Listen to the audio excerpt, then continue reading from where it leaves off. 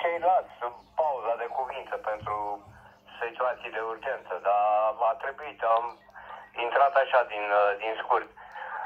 Cu 5 faze, dar plouă aici de nebunești și mi s-a umflat genunchiul de la cer acoperit, mi s-a umflat genunchiul, am dus în pălăria corpului. No, bine, 73, legături frumoase acolo, în continuare. Aici Greco 6 Hotel Cealvischi.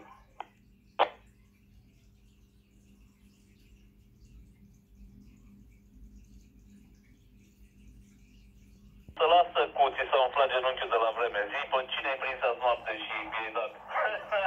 E rupt fâșul.